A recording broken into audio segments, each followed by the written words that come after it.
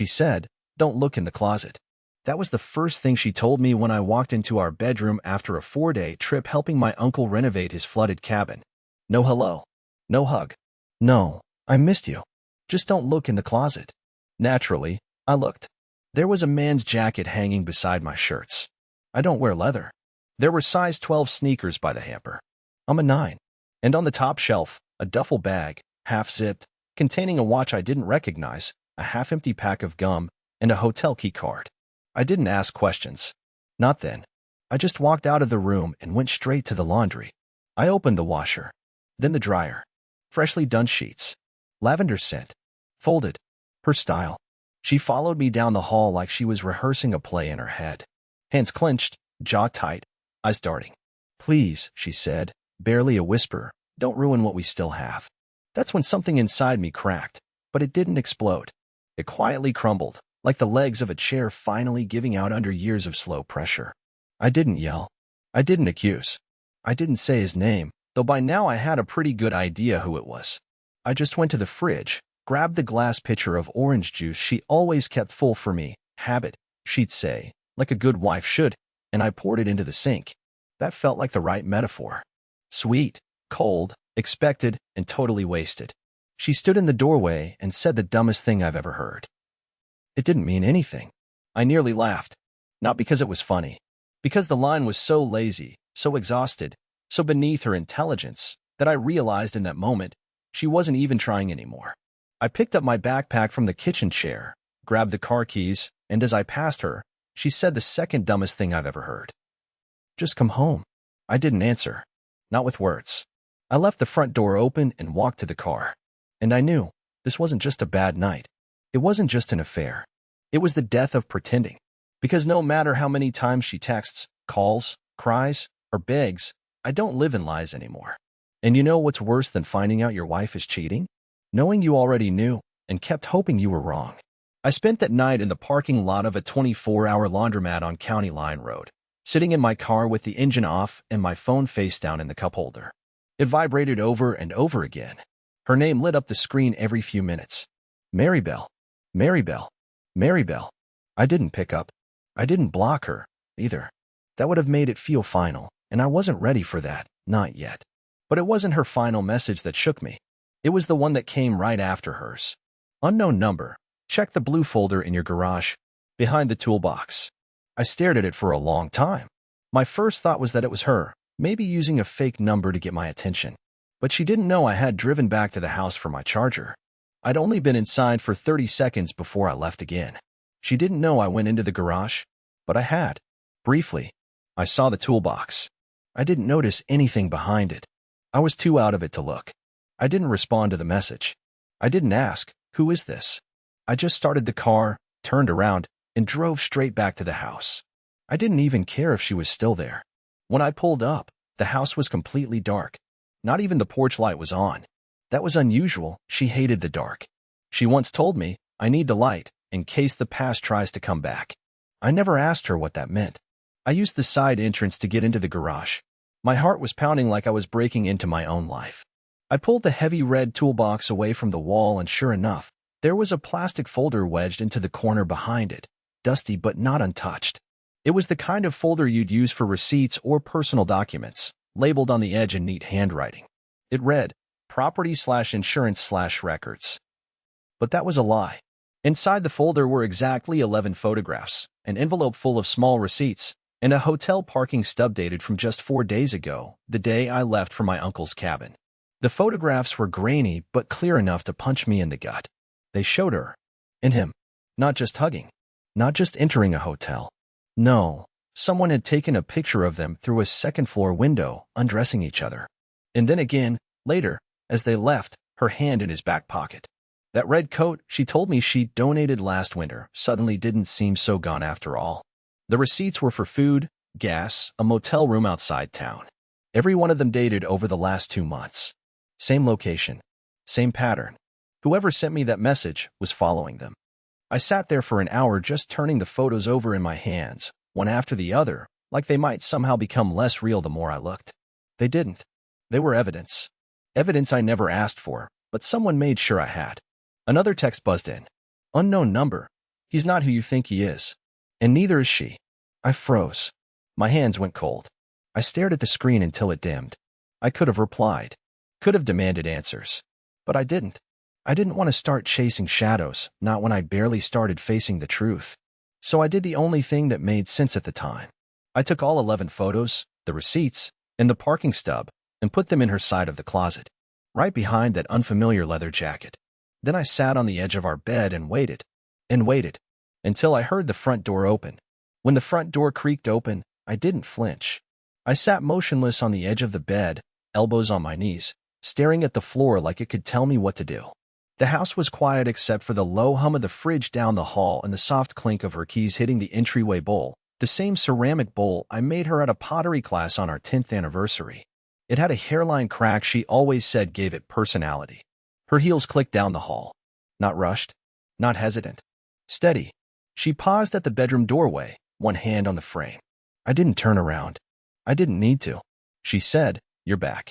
Her voice wasn't cold. It wasn't even defensive.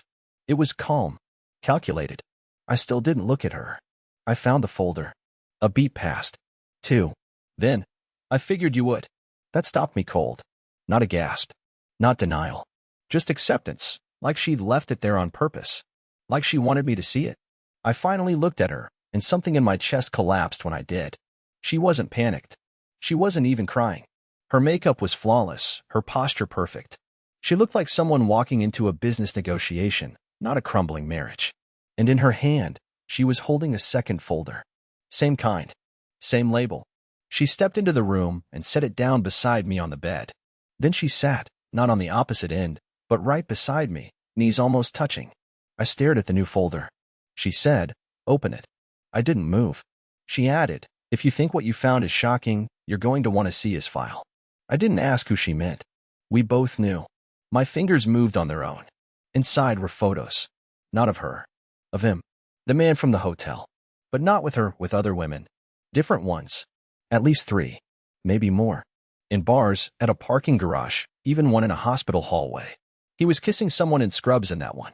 They weren't selfies. They were surveillance. There were receipts too. A credit card statement with his name. A printout of an email. An apartment lease, not in his name, but with his signature. I looked at her like she'd just peeled off her own face. "What is this?" I asked, voice barely audible. Mary Bell shrugged slightly, like she was showing me a puzzle I'd never solved. "He lied to me. Just like I lied to you. I thought he was real. I thought he wanted what I wanted. But he was running games. Not just with me. With a few others too. One of them reached out after she found my number. Said I should know I wasn't his only secret." I shook my head, confused. So this was what? Revenge? "No," she said, looking at me finally. It was confusion. And then, it became control. For a while, I needed someone to make me feel like I wasn't invisible anymore. I just didn't realize I was volunteering to disappear in someone else's mess. The anger I expected to feel never came. It was drowned out by a deeper feeling, disorientation. Everything felt upside down. I didn't know who was playing whom. She hadn't denied the affair, but she wasn't begging either. It was like she was tired of pretending any of this was about love anymore. Then she did something that unnerved me more than anything else. She stood up, walked to her nightstand, opened the top drawer, and handed me a prepaid phone. "One more thing," she said. "Someone's been watching us. Not just me and him. Us. You and me. Look at the call log. Look at the messages." I unlocked it. There were 3 numbers listed. One labeled blocked. The last message read, "Don't let him leave yet. He needs to understand." She looked me in the eye and said, "I don't think this is just about cheating anymore." And suddenly, for the first time, I wasn't sure who the real threat was, her, him, or whoever was behind that number. I don't know what kind of man picks up a phone that doesn't belong to him, especially one connected to the very thing that shattered his life. But maybe I needed to feel in control, even if just for a second. The burner phone sat in my palm like a loaded secret. The screen lit up again. Unknown number. Incoming call. I answered. There was silence for about 4 seconds. Then a voice, deep, calm, older, the kind that sounds like it doesn't get surprised easily. "You're finally listening," the voice said. I didn't speak. I didn't breathe. "I've been watching you," he continued. "Both of you. It's not random. You need to stop treating this like it's just about love and betrayal. It's not. She never told you about the account, did she?" "The what?" I said nothing, but something in my gut twisted hard. The kind of instinct you feel when you're standing in a house you thought was yours and realize you don't know who paid for it anymore. She's smarter than she lets on, he continued. But she slipped up. March 17th, the day she bought the red coat. She transferred $25,000 into a private fund in her name. Not both of yours. Just hers. The name on the account isn't even Maribel. Click. The line went dead. I stared at the wall, stunned. That coat. The one she was wearing in the surveillance photo with the other man. The one she claimed she bought on a clearance whim. The purchase had seemed so normal, so insignificant. But the date, March 17th, was the day she said she was at a hospital seminar in Portland. I remember because I stayed up late watching Emma's old dance recital recordings. It was the night I made microwave lasagna and texted her 3 times with no reply. I turned toward her. She hadn't moved. She was leaning against the wall now, arms crossed, like someone waiting for the fire alarm to stop ringing. What's the other name? I asked. She blinked, once, then said, You don't want to know. I do. Then checked the bottom drawer of the filing cabinet in the guest room. Under the piano books. I didn't hesitate. I left her standing there and walked straight to the room we hadn't used since her cousin stayed over a year ago. The cabinet was still jammed, it always stuck halfway. But I yanked hard enough that it gave, and there it was, a thin brown envelope taped underneath a folder of childhood photos. Inside, I found 2 things. A new driver's license with her face, but a different name, Melody Grace Lattimore. And a business card, glossy, black, with no company logo. Just a phone number and 1 word in embossed silver text. Observer. I stood there in silence, my hands trembling, not because of the affair anymore, but because I had no idea who the woman in my house actually was. Back in the bedroom, I held up the ID. She didn't even blink. That's not fake, I said quietly. Is it? No, she replied. But it's also not what you think. Then what is it? She took a step closer. It was my name before you met me. I felt my knees go weak. You changed your identity? Not for crime. Not for fraud. For survival. I could barely hear her over the sound of my own heart. Are you in danger? She shook her head. No. But you might be. That number that called you? It belongs to someone I once worked for. And if he's showing up now, it means the past isn't done with us. I don't know what I expected from confronting my cheating wife. Heartbreak, maybe. Anger. A divorce. What I didn't expect was to be thrown into a spiral of secrets, aliases, and surveillance. And the worst part? Part of me still loved her. But the man on the phone was right about one thing. This wasn't about love anymore. It was about survival. I didn't sleep. Not even for a minute. I spent the night pacing, reading and rereading the name on her alternate ID, the cryptic business card, and the now glowing burner phone that still hadn't buzzed again. I was running on caffeine, disbelief, and a growing sense that I wasn't in my own life anymore. I was in hers, and I didn't know the rules. At 5:42 a.m., I got in the car and drove. I didn't tell her where I was going. I didn't ask for permission. I didn't even say goodbye. I left her standing in the doorway in an oversized sweatshirt and bare feet, staring at me like she wasn't sure if I'd ever come back. I wasn't sure either. The address on the hotel parking stub, the one I found in the folder, was just outside the city. A cheap, 2-story place with faded signs and security cameras that looked like they hadn't worked since 2003. I didn't go in. I parked across the street, engine running, watching. 23 minutes passed. Nothing. Then a man walked out of room 208. Not the guy from the surveillance photos. Older. Clean cut. A bit too polished for a place like that. Dark coat. Leather gloves. Silver watch. He got into a matte black SUV. And then, before pulling out, he did something that stopped my heart. He looked directly at me, through my windshield, into my eyes, and smiled. I flinched. I don't know how, but he knew who I was. He gave a subtle nod, then drove off like he had nothing to hide, because maybe he didn't. Maybe I was the only one playing catch-up. I followed. He didn't drive like someone trying to escape. He kept it legal, smooth. It felt more like he was guiding me somewhere, and I let him. Mile after mile down twisting back roads until we reached an empty parking lot behind an old train depot. He stepped out, waited. Against every voice in my head, I got out of the car and approached. You're her husband, he said. It wasn't a question. Who are you? I asked. He offered no name. Just said, she went off-grid 5 years ago. Told us she was done. Burned her access codes, wiped her trail, and married you. But she didn't just vanish. She stole something. What did she steal? He tilted his head slightly. Time. Trust. And something else that doesn't belong in civilian hands. She didn't tell you about the briefcase, did she? I shook my head slowly. There's no briefcase. There is, he said, stepping closer. And she's hiding it in your house. Probably somewhere obvious. That woman doesn't bury things in the ground. She lets them live beside you until you forget to question them. I took a slow breath. Why are you telling me this? Because you still matter to her, he said simply. And she knows you'll protect her. But if you don't find that case by tomorrow morning, we'll come for it. With or without her consent. I'm giving you one chance. After that, it's out of my hands. And then, just like that, he turned and left. No threats. No weapons. No screaming. Just a calm statement from someone who clearly didn't bluff. I drove back in a daze, the sky turning gold behind me as the sun came up. I pulled into the driveway, walked into the house, and found her in the living room, sitting on the couch, still in that sweatshirt, holding a mug of tea that had long gone cold. She looked up at me like she knew where I'd been. Like she'd been counting down the minutes. Did he find you? She asked. He said you stole something. She nodded. I did. What's in the briefcase? She hesitated. Then, proof. Of everything. Of who I was. Of what he did. Of how they'll twist the story if I don't control it first. Where is it? She slowly stood and walked toward the hallway. You've walked past it every day for 10 years, she said. It's inside the piano. I stared at her. The piano, the one her late aunt gave us, the one we never played but kept for aesthetics, wasn't just a family heirloom. It was a vault. I didn't want to open it. That's the honest truth. After everything, the cheating, the lies, the burner phone, the second identity, I wasn't sure I could handle one more reveal. But I followed her down the hallway anyway, like a man walking toward the final chapter of a book he didn't realize he was the villain in. The piano sat in the corner of the guest room like it always had. Untouched. Decorative. Quiet. I had vacuumed under it. Dusted it. Even used it to stack Christmas boxes once. I never even lifted the lid. She told me once, it's broken. Pedals don't work. I never questioned that.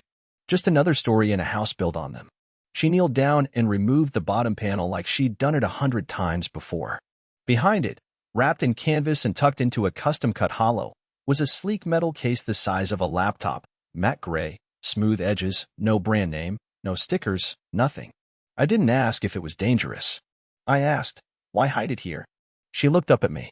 Because it's the last place they check. No one touches things they assume are sentimental. I helped her pull it out. It was heavier than it looked. Cold to the touch. There was no lock. Just a pressure clasp that clicked open with a sound that felt louder than a gunshot in that dead silent room. Inside? Documents. So many it looked like a miniature archive. IDs. Photos. Maps. Audio files loaded onto encrypted USB sticks. Flight records. Surveillance reports. Emails. Some in English, others in languages I couldn't begin to guess. But what froze me was the one photo sitting on top of everything, a man in a government-issued ID badge. It was me. Not from our wedding. Not from our vacations. A candid photo, me in a parking lot, 2 years ago, holding a coffee and staring at my phone. Taken from a distance. Below it, in block text. Spouse asset, unaware/clean/potential leverage. I dropped the file. What is this? I asked. My voice was a whisper, not from fear, but from betrayal so deep it didn't have volume anymore. She gently picked the photo up, folded it, and tucked it under her palm. I didn't spy on you, she said. They did. Before I left them. They needed to know who I was building a new life with. They watched you before I even told you who I was. I backed away. All of this. I gestured wildly toward the case, the files, the surreal mess. This wasn't a marriage. It was a setup. No, she said. It started that way. But I chose to stay. With you. Even when they tried to pull me back. I laughed, bitter and broken. You chose to cheat on me? Her face changed. That wasn't part of the plan. That was me falling apart. I was watching over my shoulder for years. I cracked. He offered a moment I thought was freedom. It was a mistake. But you, she stepped closer, you were never a mission. I didn't believe her. Not fully. But the worst part was, I wanted to. Because if she was telling the truth, then I hadn't just been lied to, I'd been used as a human shield. Then the burner phone buzzed again. Unknown number. You have 9 hours. After that, we make the decision for you. I showed her the message. She didn't blink. They're bluffing. How sure are you? She didn't answer. I sat on the floor. My legs just gave out. My back against the wall, case between my feet. My head was spinning. There was no solid ground anymore. I had married a woman with a fake name, harbored stolen intel, been surveilled by people I didn't know existed, and now I was somehow holding on to something they were willing to threaten me over. I didn't know what scared me more, losing my life, or realizing I'd already lost my sense of reality. Then she knelt beside me and whispered something that didn't sound like comfort. She said, "If they come, you're going to have to decide whether you give me up or run with me." And she meant it. By noon, I had locked every door in the house. Not because I thought it would stop whoever might come, but because it gave me the illusion that something in my life was still under control. Maribel, or Melody, or whatever name she wore in whatever past, stayed in the kitchen, calmly making tea as if the world wasn't unraveling one truth at a time. I sat in the hallway, the silver briefcase beside me, its weight now more symbolic than physical. It wasn't just filled with secrets. It was the secret, a Pandora's box I had already opened, too late to pretend otherwise. At exactly 12:17 p.m., the doorbell rang. I didn't move. Neither did she. We waited. Then 3 knocks. Firm. Rhythmic. Not aggressive, deliberate. Whoever it was knew we were inside. The knock wasn't asking for entry. It was a warning that they didn't need permission. I stood, glanced toward her. She didn't even look up from her cup. "They won't break the door," she said. "That's not their style." I opened it. The man on the other side wasn't the one from the motel. This one was younger, clean-shaven. No smile, no emotion. Just a badge in one hand, black duffel in the other. No agency label. Just that silver word again, observer. "May I come in?" he asked. "You already know the answer," I replied. He stepped in like he lived here, walked past me, and set the bag down on the coffee table. Then, as if this was the most normal thing in the world, he unzipped it and pulled out a small device. Rectangular, covered in warning labels. A biometric scanner. He turned to me. "She doesn't have access anymore. You do." I froze. "What are you talking about?" "She transferred authorization. That's why they haven't acted. You're the final handler now, not her." Maribel walked in then, slow and silent, like a ghost inhabiting her own body. "He's lying," she said. "They're forcing it. They think if you activate it, I'll be easier to control." "What does it do?" I asked. My voice cracked. Neither of them answered. I looked at the man. "What happens if I say no?" "We take it anyway," he said. "But the fallout is yours to manage." I looked at her. She was staring at me not with fear, but with something closer to regret. Like she knew I was about to choose, and that no answer would leave us the same. "Don't give it to them," she said, barely above a whisper. "If you do, everything I gave up to protect you, all of it, will be gone." I felt sick. This wasn't about infidelity anymore. This wasn't even about trust. It was about ownership, of information, of loyalty, of the future we'd both lied to protect in different ways.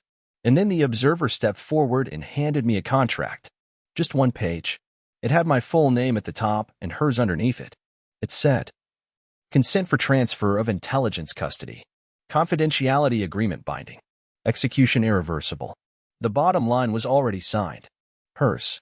The other line, still empty, waited for me. And for the first time, I understood what this really was. Not a fight over a briefcase. Not a war between ex-employers and rogue operatives. This was a final test of whether I believed the woman standing beside me was the enemy or someone who sacrificed everything for a chance at a normal life. With me. But what terrified me most? There was a part of me, a quiet, broken part, that didn't want to protect her anymore. Not because I hated her. Not even because of the betrayal. But because I didn't know who I was without her lies. The man turned the contract toward me. "It's your call," he said. I picked up the pen. My hands were shaking. And I heard myself ask the one question no one had dared to say out loud. "If I sign this, does she disappear?" Silence. Then from her.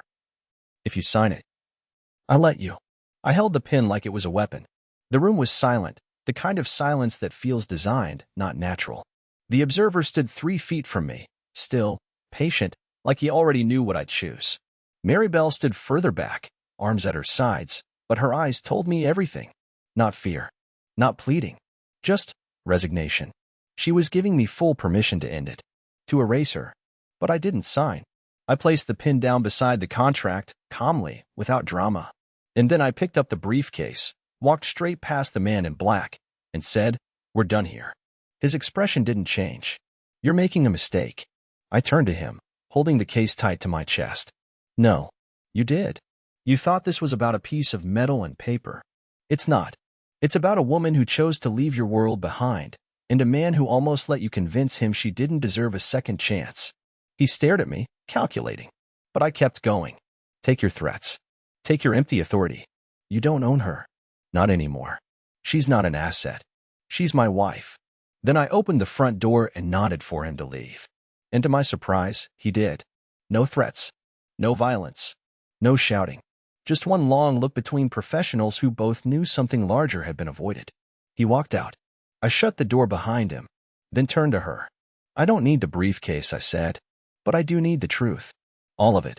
If you want us to survive, you have to give me every piece." She nodded. For the first time in days, maybe weeks, her eyes filled with tears. "I'll tell you everything," she whispered. "Even the parts I'm ashamed of." We spent that night sitting on the floor of the guest room, her with a blanket around her shoulders, me still gripping the case like it was my only anchor. She walked me through it, all of it. How she had been recruited, the operations she'd fled from, the people she'd hurt trying to escape. She told me about the real Melody Grace Lattimore, not a cover, but her actual identity before the agency came and shaped her into someone else. Someone efficient. Someone loyal to no one. Until me. "I never planned to fall in love," she said. "But when I did, I wanted to believe I could stay in that feeling. I just didn't know how to let go of the life I ran from without parts of it chasing me back." It took time to absorb everything. More than one night. More than one conversation. But here's the truth they never tell you. Forgiveness isn't a switch. It's a process. And sometimes the most radical thing you can do for someone is stay, not because they deserve it, but because you believe in the version of them they're still trying to become. We didn't throw the briefcase away. We buried it, literally. Drove out to her aunt's old property, dug 6 feet down, and sealed it in a vault she said couldn't be traced. If they ever came looking again, they'd have to come through both of us. 3 months later, we moved to a new state. New town. New names, not out of fear, but by choice. This time, the change was ours to create. I started teaching part-time. She opened a bookstore. Quiet. Simple. Honest. Sometimes, we still get anonymous mail. A postcard. A blank USB. Once, even a chess piece taped inside a manila envelope. We don't react. We don't panic. Because now, for the first time, we're not pretending. There's no more lying. No more secrecy. Just two flawed people trying again. Not because it's easy, but because it's real.